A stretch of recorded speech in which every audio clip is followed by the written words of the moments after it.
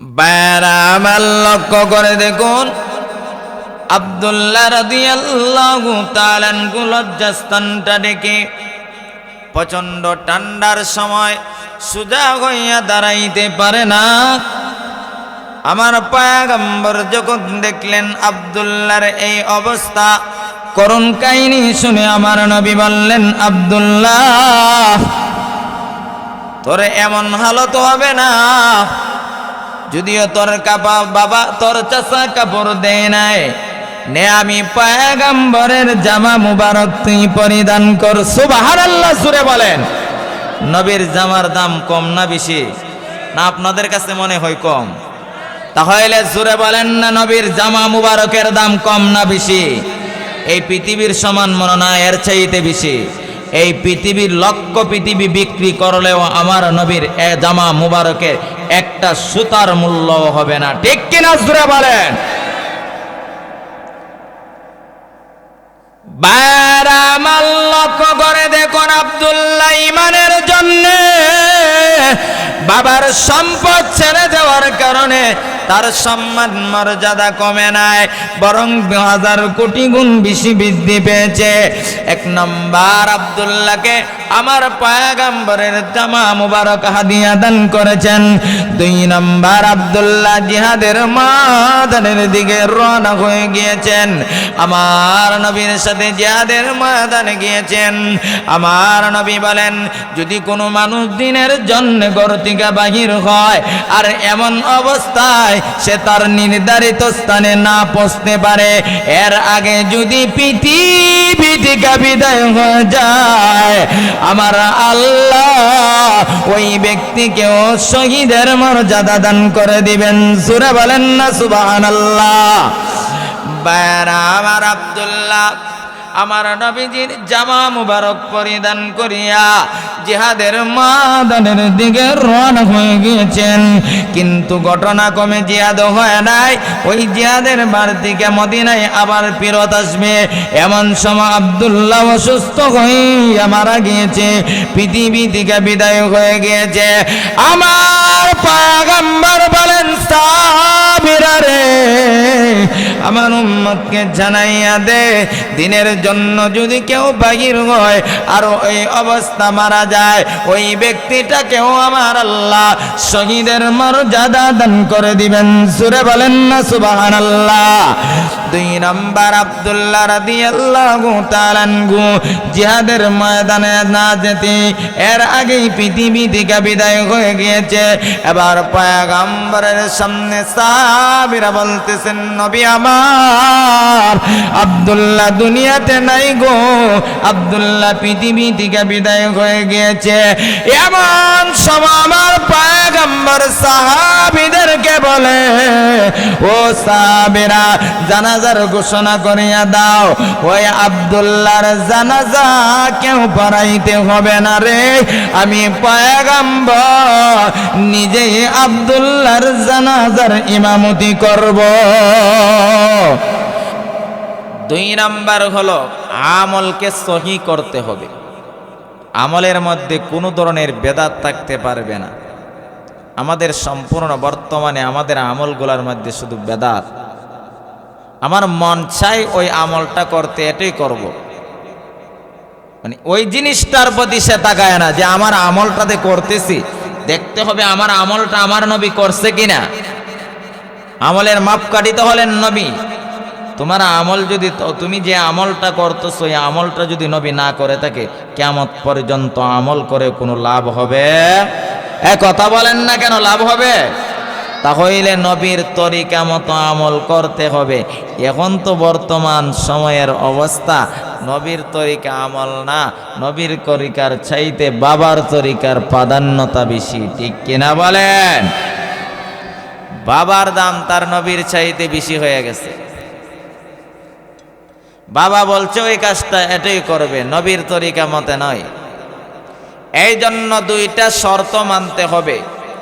2টা শর্ত যদি পালন করতে পারো, কিয়ামতের ময়দানে নাজাতের আশা করতে পারো, আর না হয় নাজাতের আশা করা অসম্ভব বিষয়। বাইরা লক্ষ্য করে দেখুন, রব্বুল আলামিন বলেন, পৃথিবীর মানুষেরা, আমি আল্লাহ তোদেরকে শর্ত দিলাম দুইটা। শর্ত কয়টা? জোরে বলেন না, শর্ত কয়টা? এক নাম্বার শর্ত হলো, রে বান্দা, তোর ঈমানটাকে খাঁটি করতে হবে। যদি ঈমান খাঁটি হয়ে যায়, তাহলে অল্প আমল করলেও কিয়ামতের ময়দানে নাজাত পাওয়া যাবে রে। আর যদি ঈমানের মধ্যে কোনো ধরনের কুসংস্কার আর শিরিক থাকে, সারা জিন্দেগি আমল করেও আল্লাহর দরবারে কবুল হবে না। ঠিক কিনা বলেন?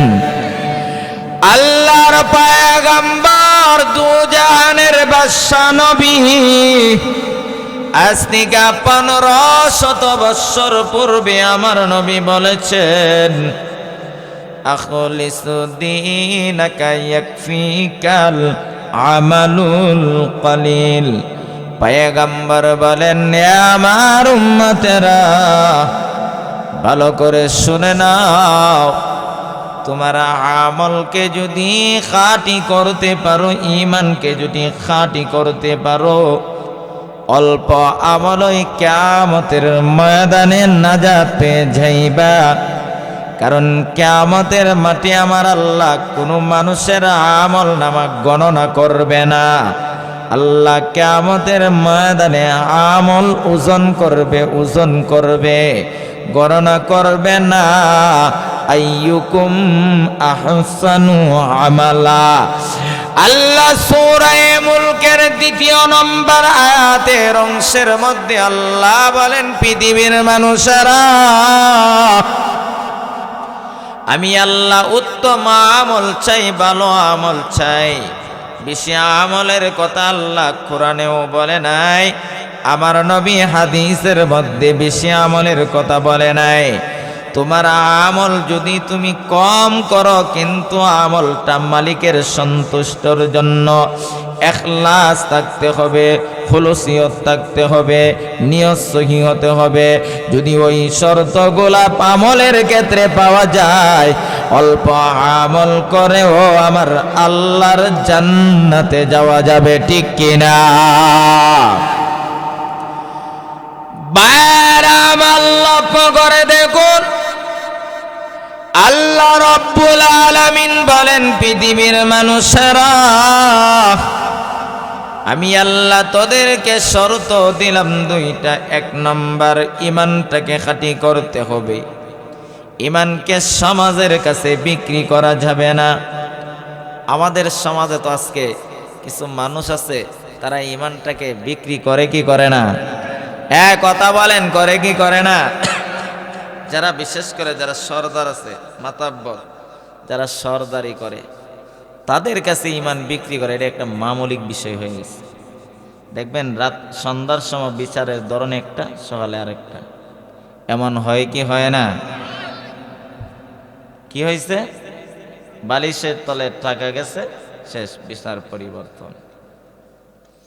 একটা সার বিনিময়ে, একটা সিগারেটের বিনিময়ে ঈমান, এত দামি সম্পদ, ঈমানটাকে একজন মুসলমান বিক্রি করতে পারে, আফসোস লাগে। আমি তোমার কাছে জানতে চাই, তোমার ঈমানটা কি একটা সিগারেটের মূল্য? তোমার ঈমানটা কি একটা সার মূল্য?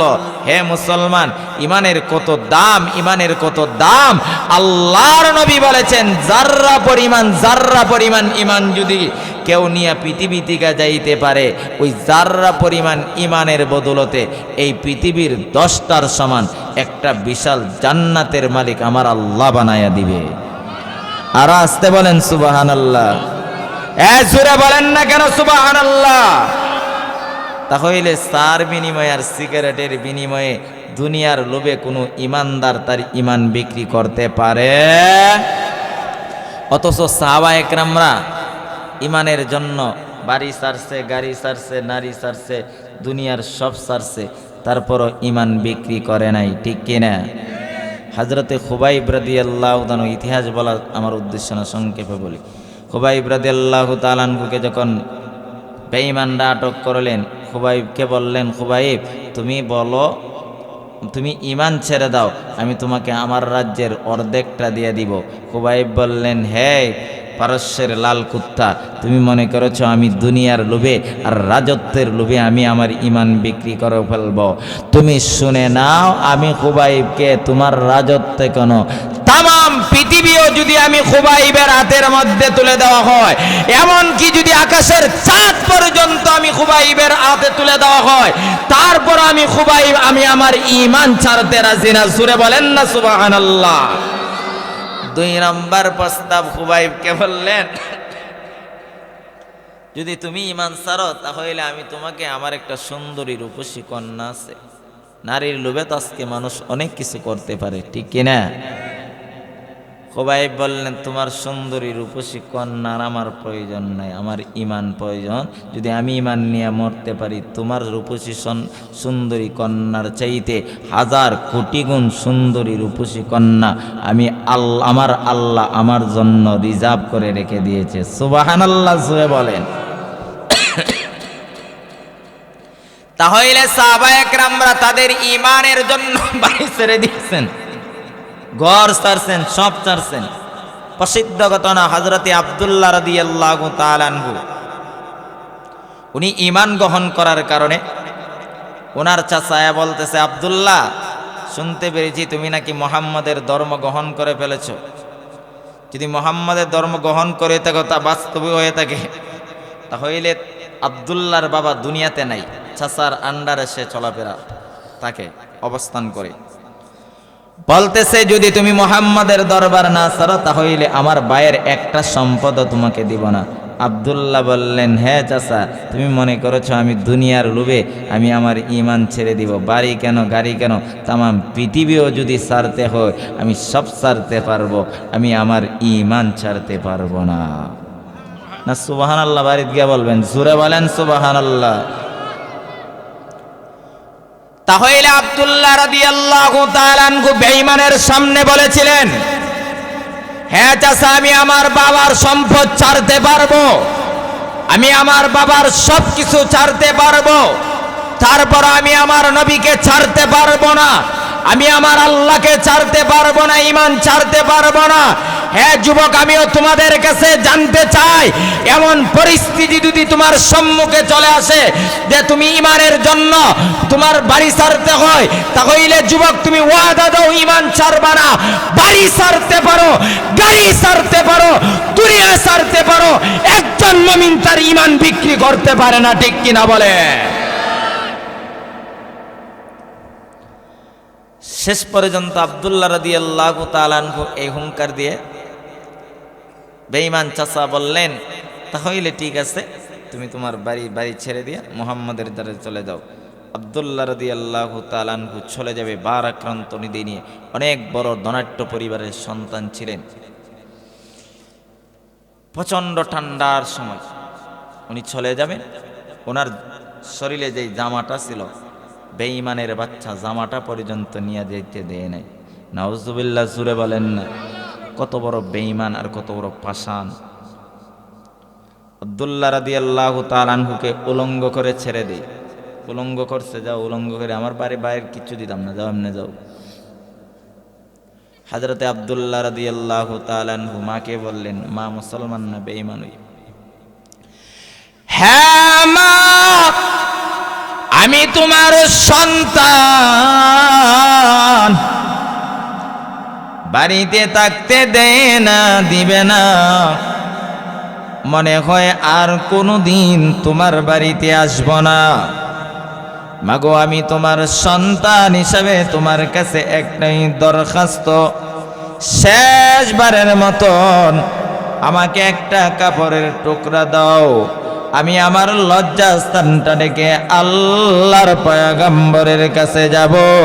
আমার নবীর কাছে যাওয়ার পর আমি আব্দুল্লাহর মনে যত কষ্ট আর দুঃখ আছে, নবী চেহারায় আনোয়ার দেখতে দেরি হবে, আমার সব দুঃখ আর কষ্ট মুহূর্তের ভিতরে ভুলে যাব। জোরে বলেন না সুবহানাল্লাহ। লক্ষ্য করে দেখুন, হযরতে আব্দুল্লাহ রাদিয়াল্লাহু তাআলা আনহু কাপড়ের একটা টুকরা পরিধান করিয়া প্রচন্ড ঠান্ডার সময় হযরতে আব্দুল্লাহ পয়গম্বরের বাড়িতে গিয়েছেন। রাত্রে গভীর রজনীতে যখন আব্দুল্লাহ গিয়েছে, আমার পয়গম্বর ঘুমন্ত। আব্দুল্লাহ নবীজির হুজরা শরীফের সামনে দাঁড়াইয়া কান্না করতেছে। আব্দুল্লাহর কান্না শুনে আমার পয়গম্বরের ঘুম ভেঙে গিয়েছে।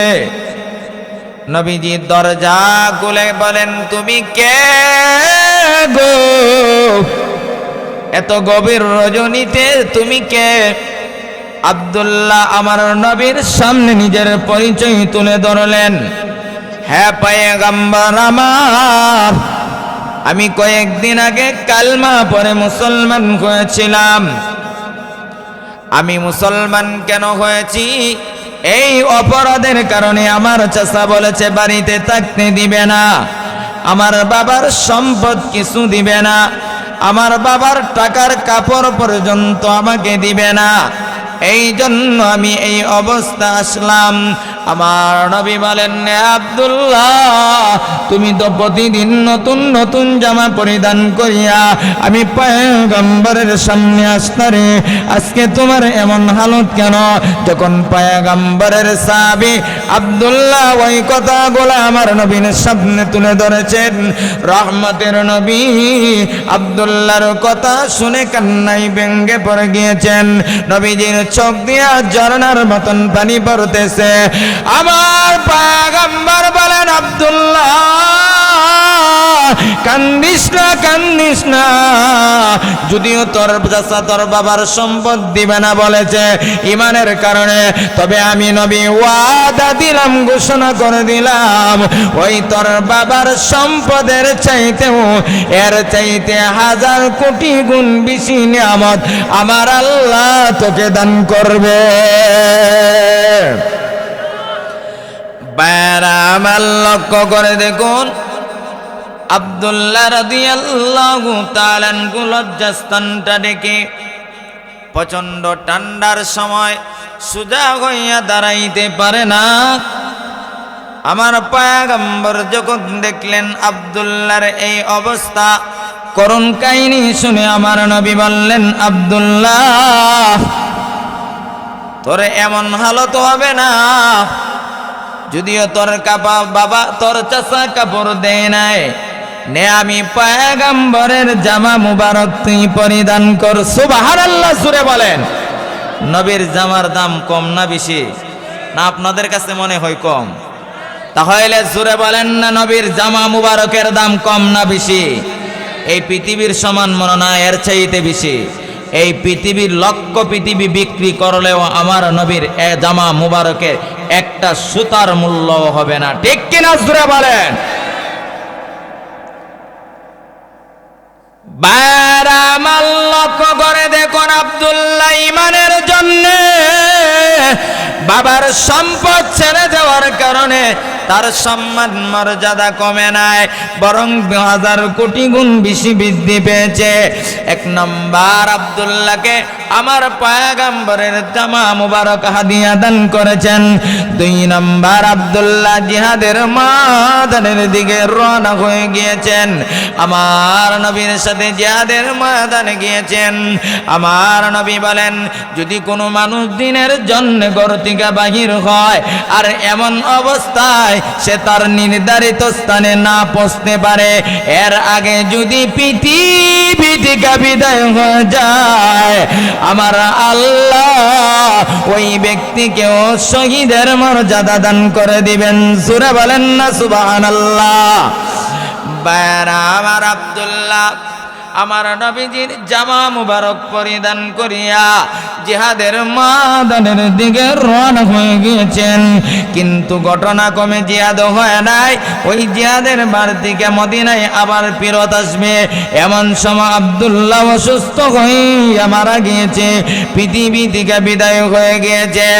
আমার পয়গম্বর বলেন, সাহাবীরা রে, আমার উম্মতকে জানাইয়া দে, দিনের জন্য যদি কেউ বাহির হয় আর ওই অবস্থা মারা যায়, ওই ব্যক্তিটাকেও আমার আল্লাহ শহীদের মর্যাদা দান করে দিবেন। সুরে বলেন না সুবহানাল্লাহ।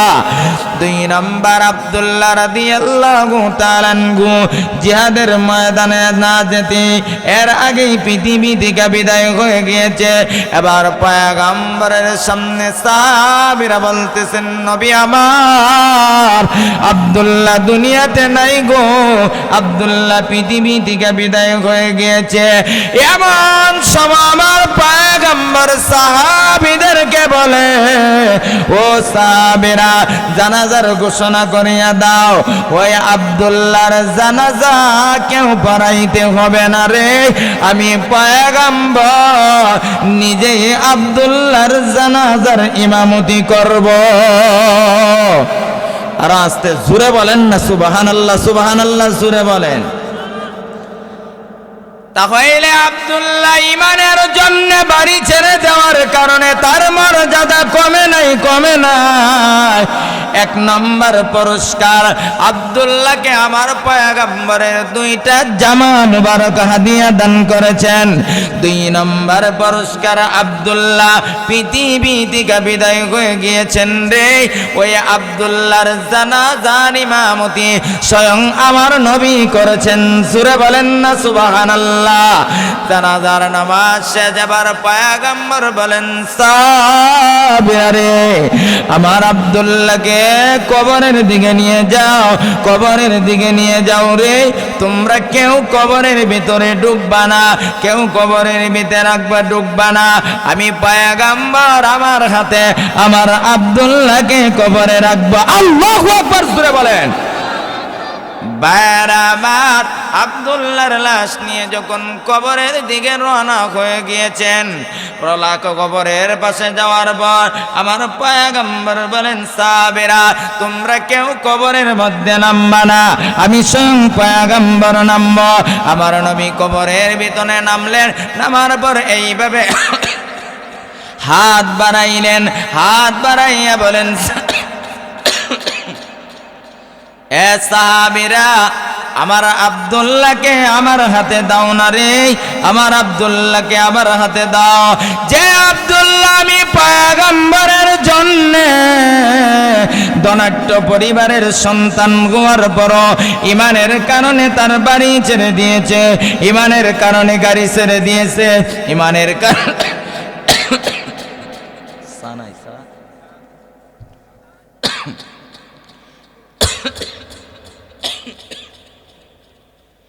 ইমানের জন্যে বাবার সম্পদ ছেড়ে দিয়েছে, এত কিছু বিসর্জন দিয়েছে। ওই আব্দুল্লাহকে তোমরা কেউ রাখবা না, আমি একা রাখবো। আমার নবীর সামনে যখন আব্দুল্লাহকে আমার নবীর হাতে তুলে দেওয়া হয়েছে, পয়গম্বর এইভাবে লাশটাকে আকাশের দিকে উঠাইয়া আমার আল্লাহর কাছে দোয়া করতে আরম্ভ করেছেন। হে মালিক, আব্দুল্লাহর প্রতি আমি নবী খুশি হইয়া গিয়েছি গো। আয় আল্লাহ, তুমিও আমার আব্দুল্লাহর প্রতি খুশি হয়ে যাও। এই জোরে বলেন সুবহানাল্লাহ। নবী দোয়া করলে কবুল হইতে কয়েক ঘন্টা লাগে নাকি? কয়েক ঘন্টা লাগে নবী দোয়া করলে। যে নবী স্বয়ং আব্দুল্লাহর লাশটাকে আকাশের দিকে উঠাইয়া আল্লাহর কাছে বলেন, আল্লাহ, আমি আমার আব্দুল্লাহর প্রতি খুশি হইয়া গিয়েছি, আল্লাহ তুমি আমার আব্দুল্লাহর প্রতি খুশি হয়ে যাও। সুবহানাল্লাহ সূরা বলে।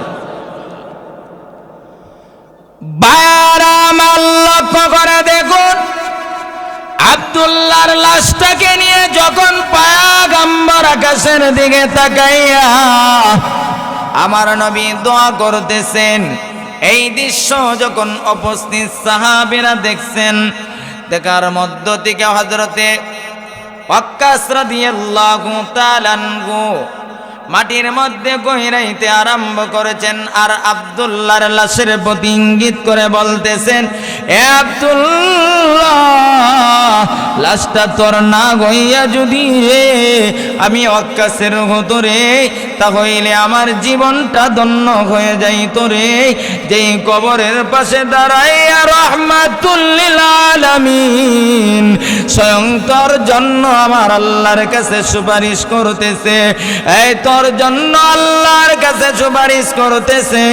আমার নবী তো দোয়া করতে দেরি হবে, আমার নবী আল্লাহর কাছে সুপারিশ করতে দেরি হবে, আমার আল্লাহ কবুল করতে দেরি করবে না, ঠিক কিনা জোরে বলেন। আবার লক্ষ্য করে দেখুন, এই জন্য আল্লাহ রব্বুল আলামিন বলেন, পৃথিবীর মানুষেরা আমি আল্লাহ তোদেরকে শর্ত দিলাম দুইটা। এক নম্বর শর্ত হলো ঈমানকে খাঁটি করতে হবে, দুই নম্বর শর্ত হলো আমলকে সহি করতে হবে। জিন্দেগি দান করবেন, টাকার মধ্যে সুখ নাই, বিল্ডিং এর মধ্যে সুখ নাই, সুখ একমাত্র মালিকের সন্তুষ্টের মধ্যেই সুখ। আমার আল্লাহ বলেন, দুনিয়ার পুরস্কার আমি আল্লাহ হায়াতাং তৈয়্যিবা দান করব। হায়াতাং তৈয়্যিবা এর ব্যাখ্যায় তাফসীরে মারিফুল কোরআনের ভিতরে আল্লামা মুফতি শফি রাহমাতুল্লাহি আলাইহি তিনটা ব্যাখ্যা উল্লেখ করেছেন। এক নম্বরে ব্যাখ্যা হলো অল্প হায়াতের ভিতরে আমার আল্লাহকে খুশি করার ব্যবস্থা করে দিবেন। দুই নম্বর ব্যাখ্যা হলো আমার আল্লাহ পৃথিবীর জমিনে হালাল রিজিকের ব্যবস্থা করে দিবেন।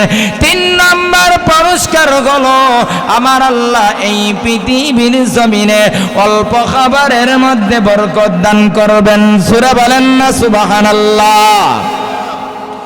এ দুইটা শর্ত মানতে পারলে পুরস্কার দিবে দুইটা।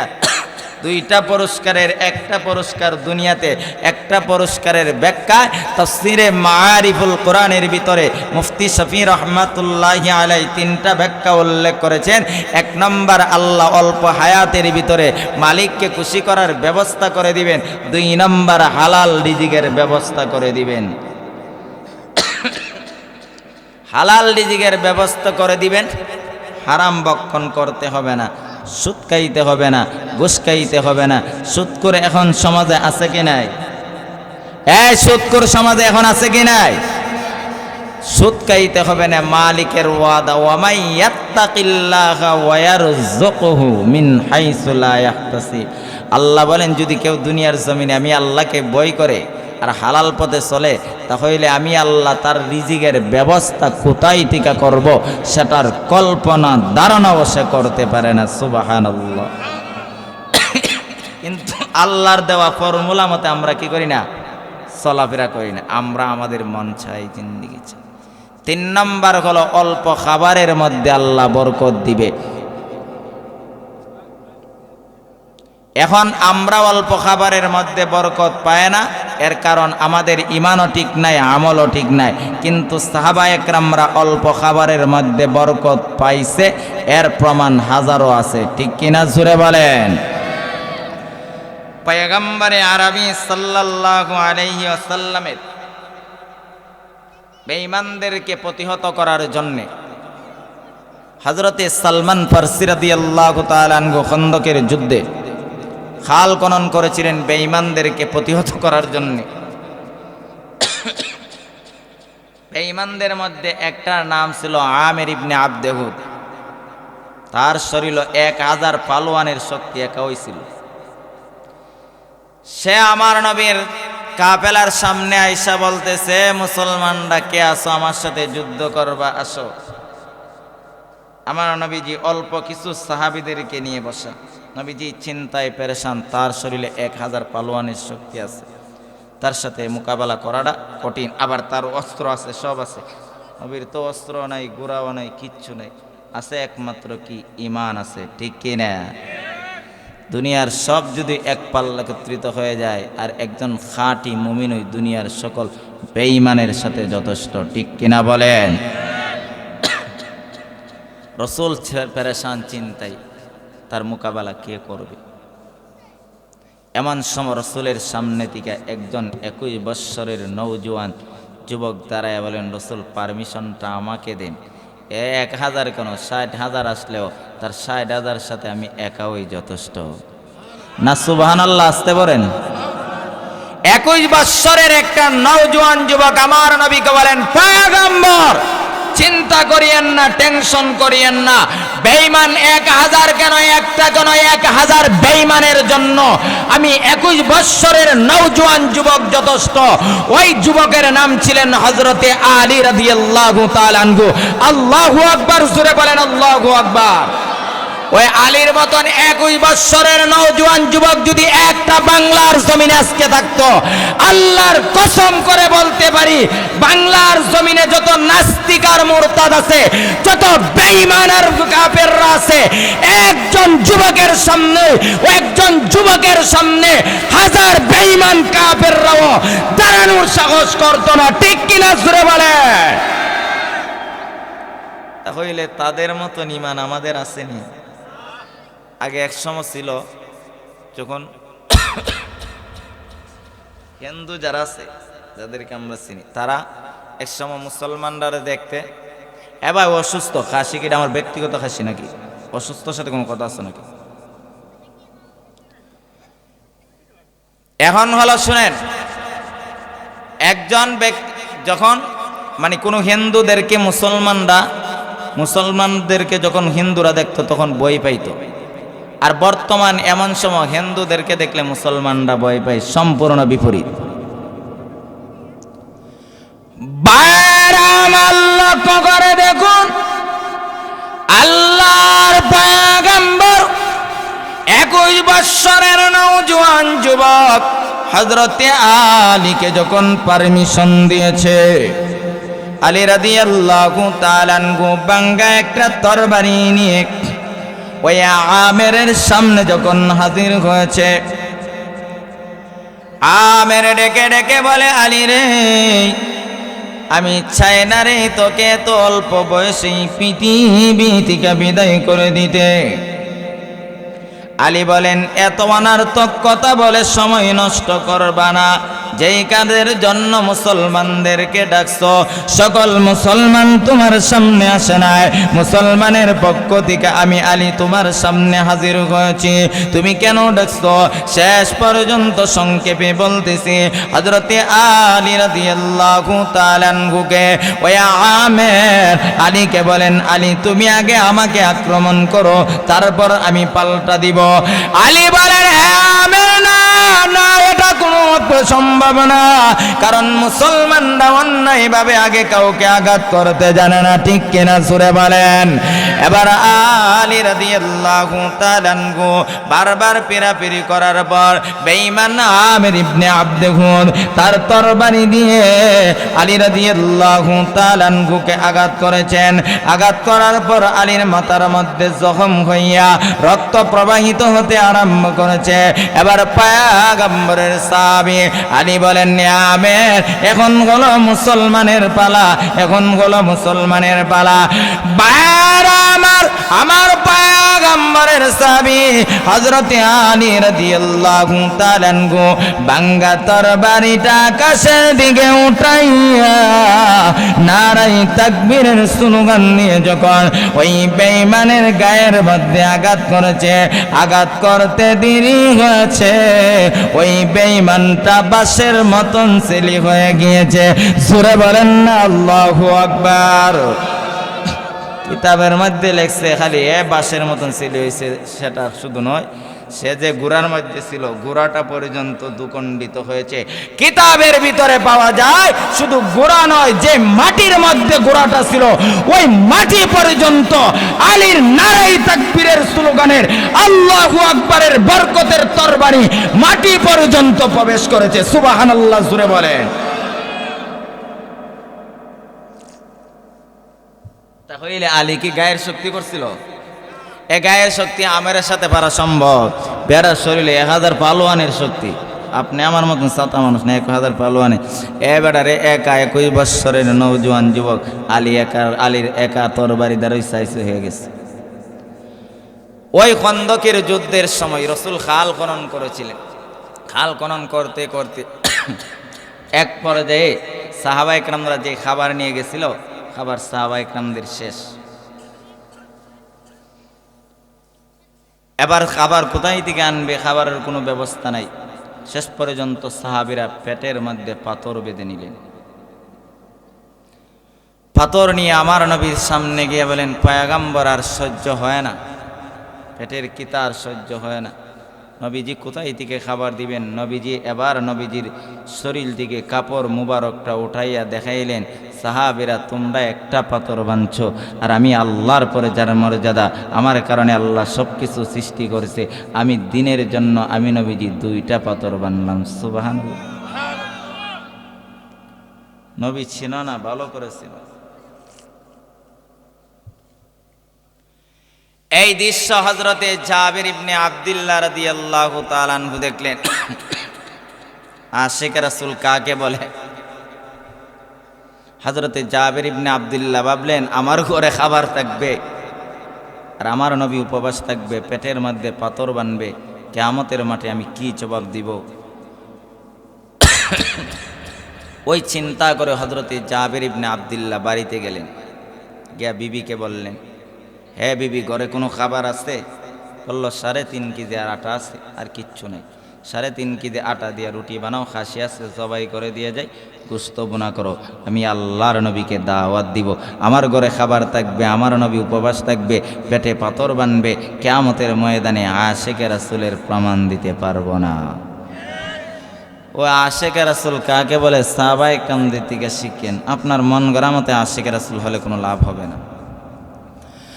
বাইরাম আল্লাহ করে দেখুন, আল্লাহর পয়গম্বরের সাহাবী হযরতে জাবির ইবনে আব্দুল্লাহ পয়গম্বরকে দেখেন, নবীজির পেটের কিতায় চেহারাটার রং পরিবর্তন হয়ে গিয়েছে, চেহারা মলিন হয়ে গিয়েছে, পেটের মধ্যে পাথর বেঁধে নিয়েছেন।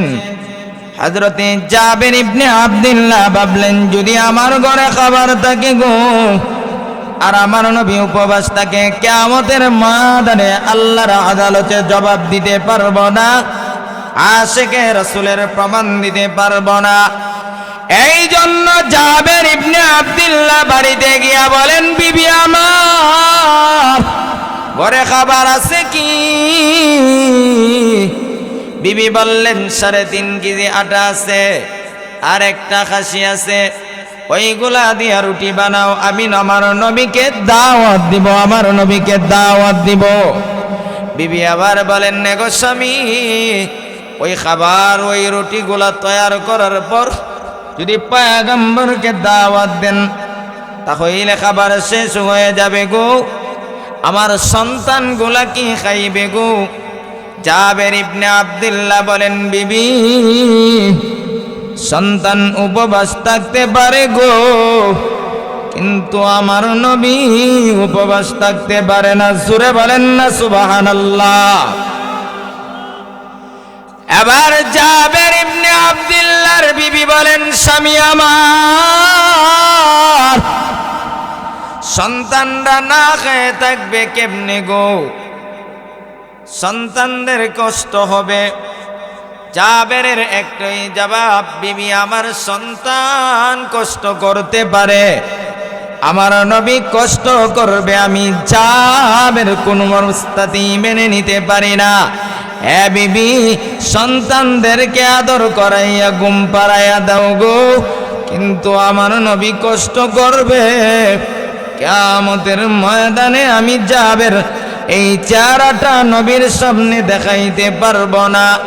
এবার জাবির ইবনে আব্দুল্লাহ আমার পয়গম্বরের কাছে গিয়া বলেন, ওগো নবীজি,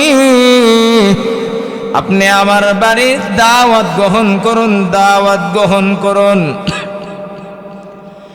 পয়গম্বর বলেন, জাবির, আমি কি একাই তোমার বাড়ির দাওয়াত গ্রহণ করব? জাবির ইবনে আব্দুল্লাহ বললেন, নবীজি, আপনি একা?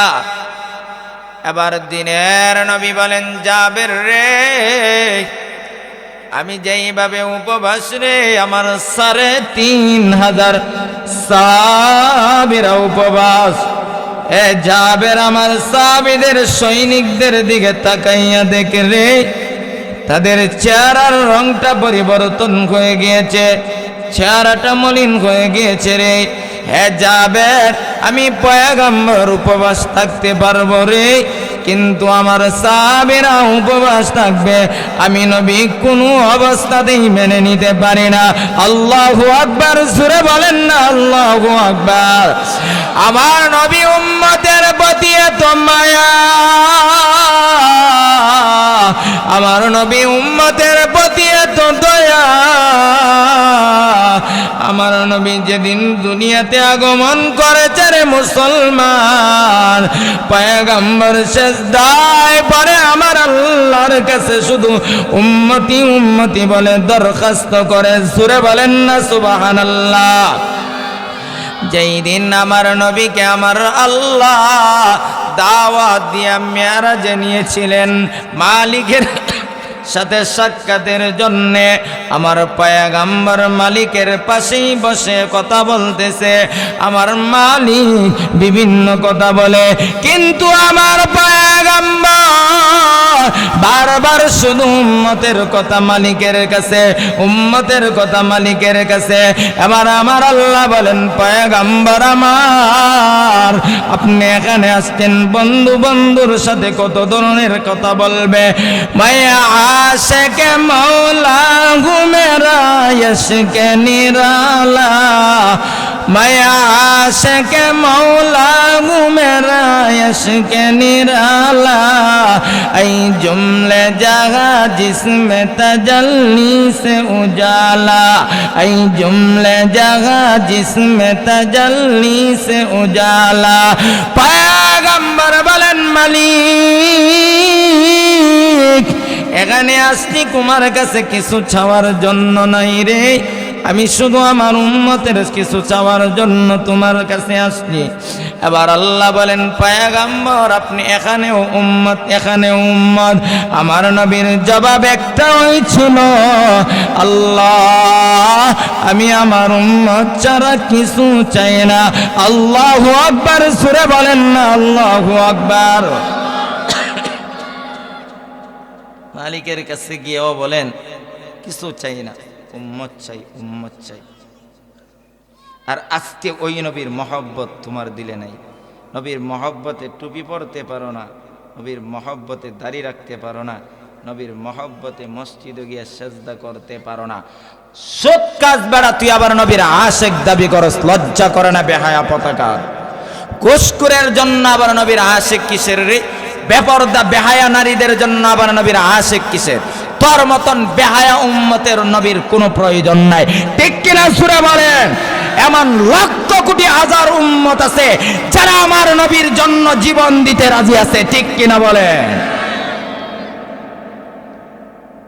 ভাইরা আমার, হযরতে জাবের ইবনে আব্দুল্লাহ বলেন, পয়গম্বর আমার আপনি দাওয়াত গ্রহণ করুন।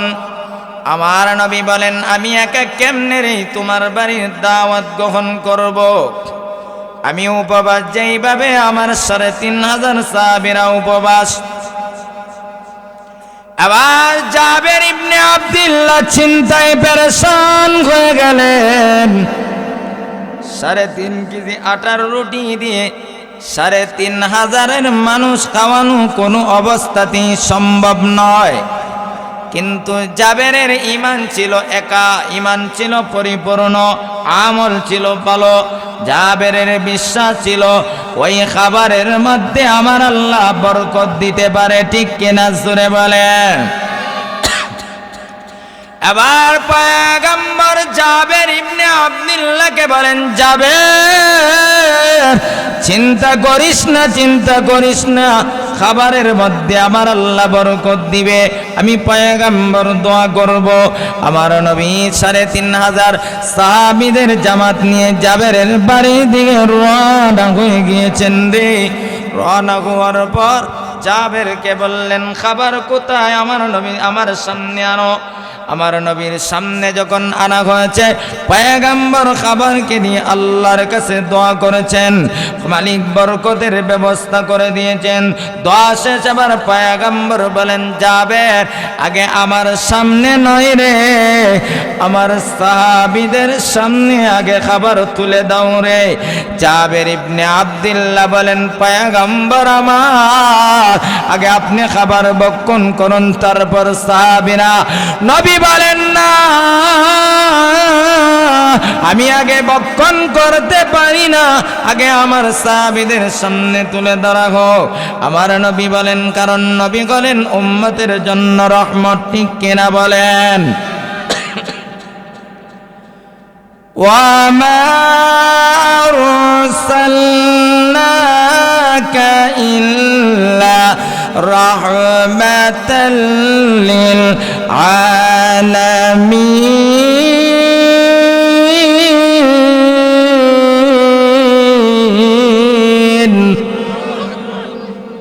আল্লাহ বলেন, পয়গম্বর আমি আল্লাহ হলাম রব্বুল আলামিন, তামাম পৃথিবীর পালনেওয়ালা, আর আমি আল্লাহ আপনাকে তামাম পৃথিবীর রহমতের নবী বানাইয়া প্রেরণ করেছি।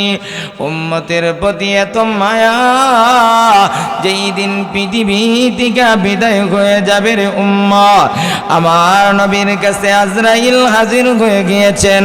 হাজির হওয়ার পর আজরাইলকে আমার নবী বললেন, আজরাইল এখনো ধরবানা, এখনো আমার রূহ মুবারক কবজ করবানা, জিব্রাইল আসার অপেক্ষা করো।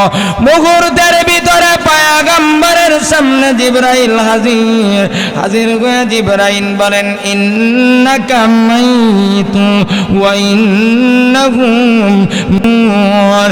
এই আয়াত দ্বারা জিব্রাইল বুঝিয়ে দিলেন, নবী আপনি যাওয়ার সময় হয়ে গিয়েছে।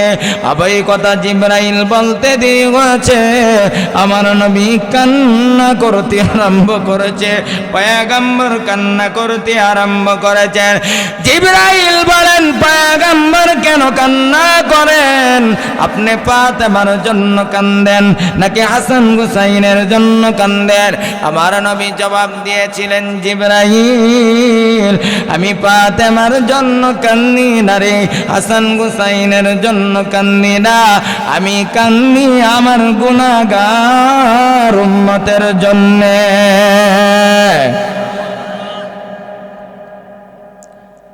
এবার জিব্রাইল আলাইহিস সালাতু ওয়াস সালাম বলেন, পয়গম্বর আপনি উম্মতের জন্য কাঁদতে হবে না, আপনার উম্মতের খবর আপনার রওজাতে পৌঁছায়া দেওয়া হবে।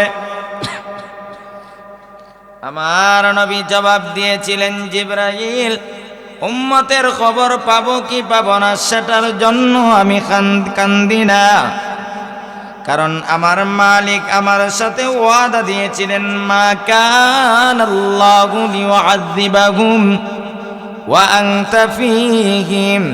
পয়গম্বর আপনি যেই জায়গাতে থাকবেন ওই জায়গাতে আপনার উম্মতকে একসঙ্গে আযাব আর গজব দিয়া ধ্বংস করব না। জিব্রাইল এখন যদি আমি পৃথিবী থেকে বিদায় হয়ে যাই আর আমার উম্মতের গুনার কারণে যদি আমার আল্লাহ আমার উম্মতকে একসঙ্গে আযাব আর গজব দিয়া ধ্বংস করে ফেলে, এই জন্য আমি কান্দি।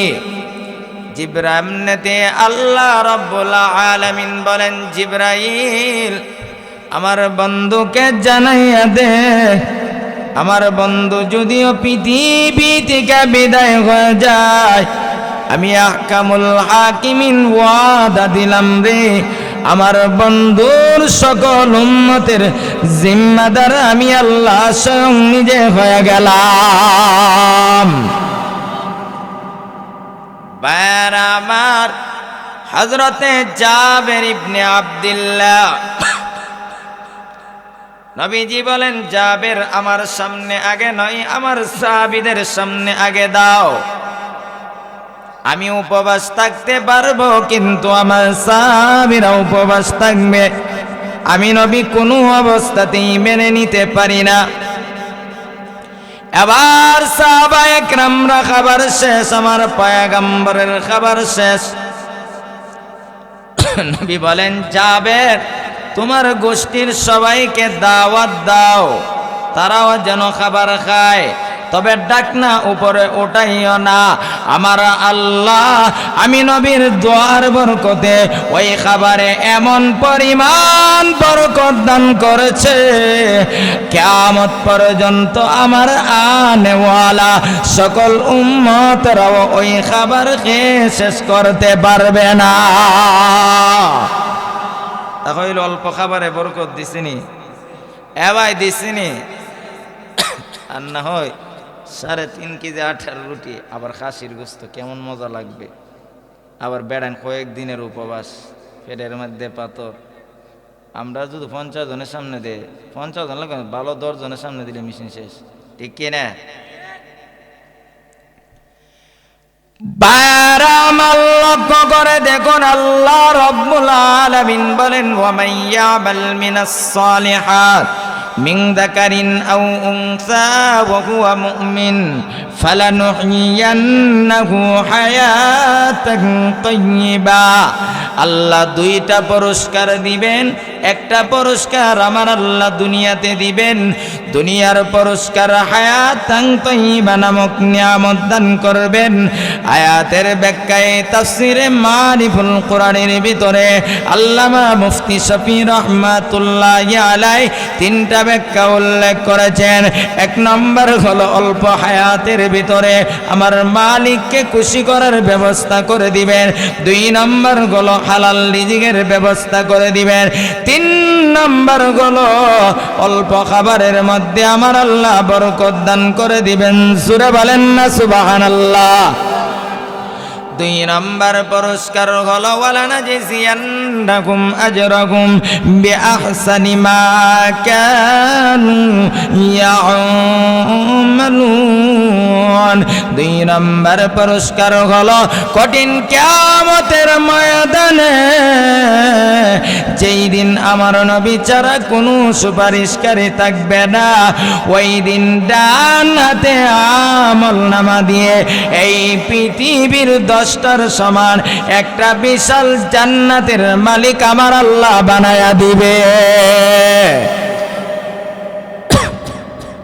কঠিন কিয়ামতের ময়দানে নবী ছাড়া কোনো সুপারিশকারী কেউ থাকবে? নিজের মা বাবা সব কিছু চলে যাবে। নিজের মা পরিচয় দিবে না সন্তান বলে, বাবা পরিচয় দিবে না সন্তান বলে। কতটুক কঠিন মুহূর্তে হলে, কতটুক কঠিন পরিস্থিতি হলে নিজের জন্মদাতা মা পর্যন্ত অস্বীকার করবে, নিজের জন্মদাতা বাবা পর্যন্ত অস্বীকার করবে। ইয়াওমা ইয়াফিরুল মারউ মিন আখিহি ওয়া উম্মিহি ওয়া আবিহি ওয়া সাহিবাতিহি ওয়া বানিহি।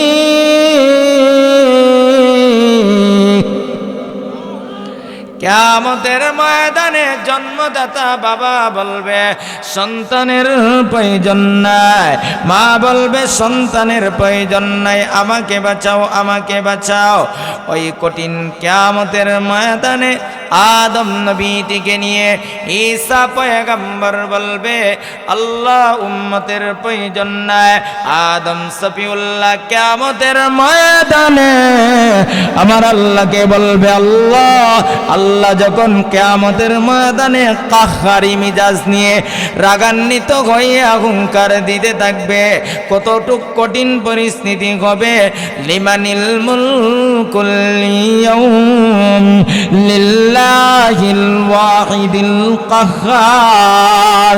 কঠিন কিয়ামতের ময়দানে আমার আল্লাহ কাহ্হারি মিজাজ নিয়ে রূপ ধারণ করে যখন আল্লাহ বিচারের কার্যক্রম শুরু করবে, ওই কঠিন কিয়ামতের আল্লাহর হুঙ্কার শুনে 2 নম্বর জাহান্নামের হুঙ্কার শুনে হালমিম মাসির জাহান্নামে হুঙ্কার দিবে।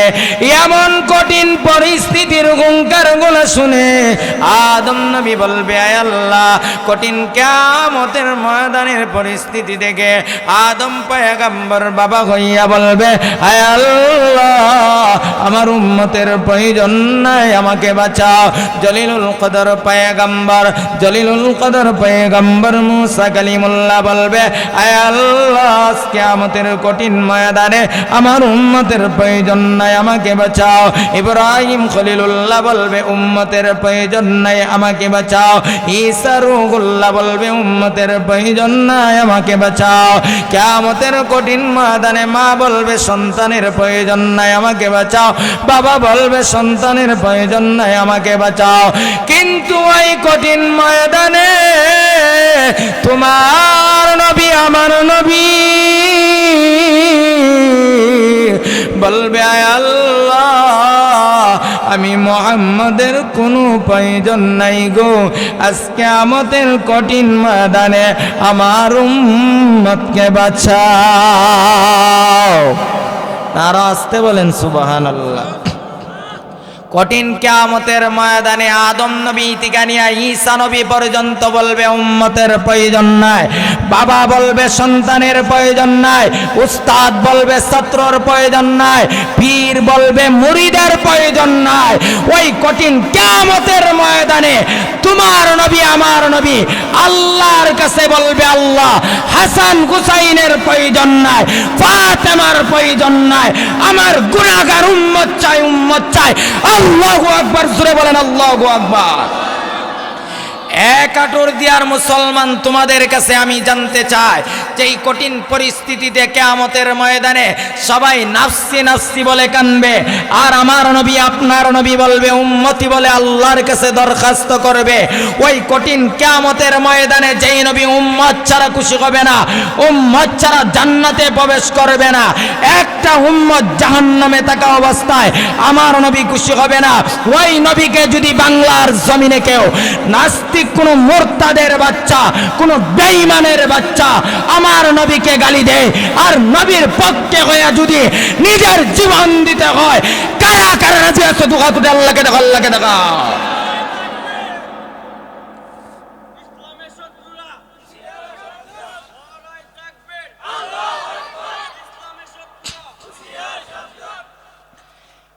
জায়গায় যখন কিয়ামতের মাঠে আল্লাহ দ্বিতীয় সিংহে ইসরাফিল ফু দিবে, নবীজিকে রওজা থেকে ওঠানো হবে। ওঠানোর পরেই তোমার নবী, আমার নবী বলবে, আইনা উম্মতি, আইনা উম্মতি, আইনা উম্মতি। জিবরাইল রে, আমার উম্মত কোথায়, আমার উম্মত কোথায়, উম্মত কোথায়? উম্মতের জন্য পাগল পারা হয়ে যাবে, উম্মতের জন্য পাগল পারা হয়ে যাবে। ওই নবীকে গালি দিও না, ওই নবীর বিরুদ্ধে কেউ অবস্থান নিও না। ওই নবীকে নিজের জানের চাইতেও বেশি মহব্বত করতে হবে কি হবে না? কথা বলে না কেন? হবে কি হবে না? বায়ারাম, লক্ষ্য করে দেখুন, আল্লাহর নবী, বিশ্ব নবী, রাহমাতুল লিল আলামিন, কিয়ামতের ময়দানে পাগলের মতন উম্মতের কাছে দাঁড়াইয়া যাবে, পাগলের মতন দৌড়তে থাকবে। একবার যাবে মিজানের পাল্লার কাছে, আরেকবার যাবে ফুলসিরাতের কাছে, আরেকবার যাবে হাউজে কাউসারের কাছে। এইভাবে শুধু উম্মতি উম্মতি বলে আল্লাহর কাছে দরখাস্ত করবে। মাকামে মাহমুদের মধ্যে আল্লাহর পয়গম্বর সেজদায় পড়ে উম্মতি বলে কান্না করতে থাকবে। জিবরাইল বলবে, পয়গম্বর ইরফা রাসাকা ইয়া মুহাম্মদ, নবী গো মাথা উঠান না, মাথা উঠান না। আমার নবী বলবে, জিবরাইল, আমি মাথা উঠাইব না, মাথা উঠাইব না, যতক্ষণ পর্যন্ত আমার আল্লাহ আমার সঙ্গে ওয়াদা না দিবে, ততক্ষণ পর্যন্ত আমি নবী মাথা উঠাইব না। এমনিতে আল্লাহ বলবেন, জিবরাইল, আমার বন্ধুকে জানাইয়া দে, আমার বন্ধু আজকের দিনে যা দরখাস্ত করবে, আমি আল্লাহ আমার বন্ধুর দরখাস্ত মঞ্জুর করতে রাজি হয়ে গেলাম। এমনিতে পয়গম্বর উম্মতের ব্যাপারে সুপারিশ করতে থাকবে, আমার নবীর সুপারিশ গ্রহণ করে আল্লাহ আমার নবীর উম্মতকে মাফ করে দিবে। নবী উম্মতের প্রতি মায়া, উম্মতের প্রতি দরদ। বাবা আদম সফিউল্লাহ কিয়ামতের ময়দানে দেখবে আমার পয়গম্বরের একটা উম্মতকে জাহান্নামের দিকে ফেরেশতারা নিয়ে যায়, শিকল লাগাইয়া ফেরেশতারা জাহান্নামের দিকে নিয়ে যায়। এমনিতে আদম সফিউল্লাহ বলবে, এ মোহাম্মদ, মোহাম্মদ বলে হাসরের মাঠে আদম নবী বাবা হইয়া সন্তানকে ডাকতে থাকবে। আমার নবী বাবার কাছে একটা দৌড় দিয়ে যাবে, গিয়া বলবে, পয়গম্বর বাবা কেন আমাকে ডাকছেন? এবার আদম পয়গম্বর বলবে, এ মোহাম্মদ ওই যে লোকটাকে দেখা যায় ফেরেশতারা শিকল লাগাইয়া জাহান্নামের দিকে নিয়ে যাই গো, ওই লোকটা তো তোমার উম্মত, তোমার উম্মত। আমার নবী আম্মা জান আয়েশা সিদ্দিকা রাদিয়াল্লাহু তাআলা আনহা বলেছিলেন, হে পয়গম্বর কিয়ামতের ময়দানে অসংখ্য মানুষ থাকবে, অসংখ্য মানুষ থাকবে, তাহলে আপনি কিভাবে আপনার উম্মত চিনবে? আল্লাহর নবী বলেন, আয়েশা কঠিন কিয়ামতের ময়দানে অসংখ্য মানুষের সামনে আমি কিভাবে আমার উম্মত চিনব? তাহলে তুমি শোনো, ওখানে যদি 1000 ঘোড়া থাকে আর একটা ঘোড়ার যদি স্থান কপাল থাকে, 1000 ঘোড়ার মধ্যে একটা ঘোড়াকে বাহির করা সম্ভব। আয়েশা ঠিক তদরূপভাবে কিয়ামতের ময়দানে আমি আমার উম্মতকে চিনব। গুররাম মুহাজ্জালিনা মিন আথারিল উযু, আমার যেই সমস্ত উম্মতেরা দুনিয়ার জমিনে 5 ওয়াক্ত নামাজ পড়ার জন্য উযু করেছেন, আমার ওই সমস্ত উযুওয়ালা উম্মতের অঙ্গগুলা কিয়ামতের ময়দানে আকাশের পূর্ণিমার চাঁদের মতন ঝলমল করতে থাকবে। আর আমি দেখে দেখে আমার উম্মতকে সুপারিশ করে আল্লাহর তুই জান্নাতে পৌঁছায়া দেব। এখন নামাজ পড়েননি? হ্যাঁ, সপ্তাহে একদিন পড়লে তুই চলে যে তার নামাজ পড়ে না, ইতানের সাবই বেশি বাইরা, এটা ওই সবচাইতে বেশি যেগুলা ইসলামের কোনো বিষয় না ওইগুলা নিয়ে তারই বেশি মাতামাতি করে, ঠিক কিনা বলেন? বছরে একদিন টাক্কর বলো দেন, উষ্টা হাই অবস্থা মতো পড়ে না। হে নবীর আশেক, হে বেনামাজে তুই কে নবীর আশেক রে? তোর মতন আশেক তো আমার নবীর কোনো প্রয়োজনই নেই। নবী বলেছেন কিয়ামতের মধ্যে গুররাম মুহাজ্জালিনা মিন আথারিল উযু, বুখারী শরীফ জিলদের কথা, হাদিসের কথা। নবী উম্মতকে চিনবে, অঙ্গগুলা যারা উযু করছে 5 ওয়াক্ত নামাজের জন্য ওইগুলো আকাশের পূর্ণিমার চাঁদের মতন ঝলমল করবে। আমার নবী দেখে চিনে চিনে জান্নাতে, যে বছরে একবার নামাজ পড়ে না সারাদিন স্লোগান দেয় আমি নবীর মা আশেক, আমি নবীর আশেক।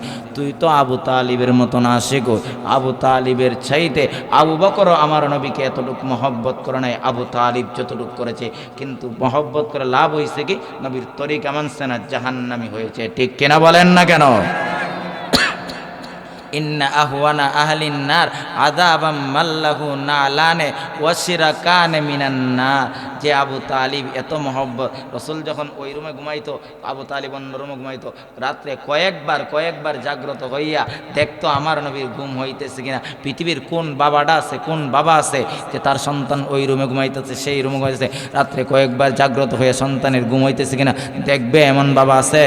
হ্যাঁ নাই। কিন্তু চাচা হইয়া আমার নবীকে কতটুকু মহব্বত করতো।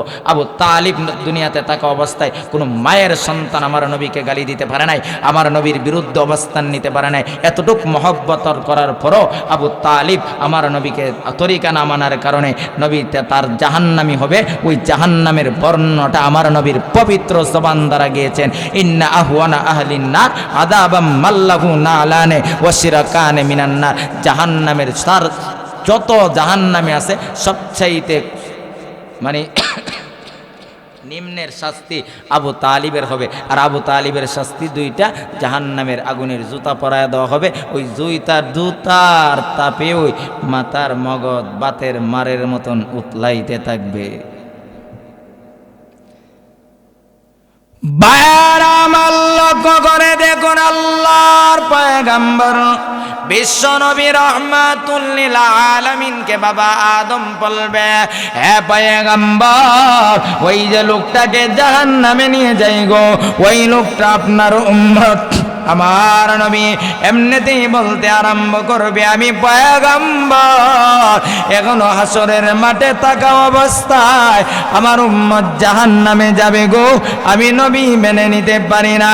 এমনিতেই পয়গম্বর জাহান্নামের দিকে ফেরেশতাদের পিছন দিক দিয়া দৌড়তে আরম্ভ করবে আর বলবে, ইয়া মালাইকা, ফেরেশতারা আমার নবীর ডাক শুনবে না। এক পর্যায়ে পয়গম্বর জমিনের মধ্যে হাসরের মাঠে বসে পড়বে আর বলবে, আয় আল্লাহ, আমার উম্মতকে আমার সামনে জাহান্নামে নিয়ে যাই গো, আমি ফেরেশতাদেরকে ডাকি, ফেরেশতারা আমার ডাক শুনে না। এমনিতে আল্লাহ রাব্বুল আলামিন বলবেন, ফেরেশতারা রে, আমার বন্ধু তোদেরকে ডাকতেছে। এমনিতেই ফেরেশতারা দাঁড়াইয়া যাবে, আমার পয়গম্বর গিয়া বলবে, ফেরেশতারা, ওই যে লোকটাকে জাহান্নামে নিয়ে যাচ্ছে, ওই লোকটা তো আমার উম্মত, আমার উম্মত, আমার উম্মতের কোন গুনার কারণে রে, কোন গুনার কারণে জাহান্নামে নিয়ে যাওয়া হয়? এমনিতেই ফেরেশতারা বলবেন, পয়গম্বর আমার, ওই লোকটার আমল নামা নেকের পাল্লা হালকা হয়েছে, গুনার পাল্লা ভারী হয়েছে, এই জন্য মালিকের নির্দেশ তাকে জাহান্নামে নিয়ে যাওয়া। এমনিতে পয়গম্বর বলবেন, ফেরেশতারা, আমি একটাবার তোমাদের কাছে চাই রে, আমার উম্মতের আমল নামাটা আবারও আমার সামনে ওজন করা হোক, ওজন করা হোক। এমনিতে আমার পয়গম্বরের সামনে উম্মতের আমল নামা ওজন করা হবে রে, ওজন করতে দেরি হবে, তার নেকের পাল্লা হালকা হয়ে যাবে, গুনার পাল্লা ভারী হয়ে যাবে। সঙ্গে সঙ্গে বর্ণনায় পাওয়া যায়, আমার নবীজির আঙ্গুল মুবারকটা তার নেকের পাল্লার মধ্যে তুলে ধরবে, ধরতে দেরি হবে, সঙ্গে সঙ্গে তার নেকের পাল্লা ভারী হয়ে যাবে।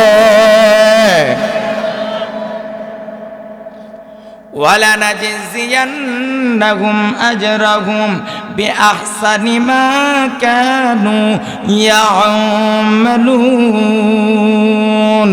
কঠিন কিয়ামতের ময়দানে নবীর শাফাত পাইতে হলে দুনিয়াতে নবীর আদর্শ মানতে হবে কি হবে না? না মন চাই বাবার আদর্শ মানবেন, তোমার বাবা জান্নাতে নিতে পারবে না। নবীরা যে এই জায়গাত নাফসি বলবে, তাহলে আপনার বাবার পাওয়ারটা বেশি নবীর চাইতে বেশি নাকি? ওই দিন বলবে দুনিয়াতে, আল্লাহ, মুরিদরা তোর সাথে এমন বাহানা করছিলাম কি করতাম জানাস নি, তোরা লাউ, গরু, কদু, দুধ এগুলা খাইতা, এইগুলা পেটের লাগেন না, তোর সাথে এগুলা করছি, আমি নিজেই যাইতে পারতাম না জান্নাতে, তোরা আবার কোথায় থেকে জান্নাতে নিব। আল্লাহ রাব্বুল আলামিন আমাদের প্রত্যেককে সত্যিকার অর্থে নবীর আশিক হওয়ার তৌফিক দান করুক, আমিন বলেন।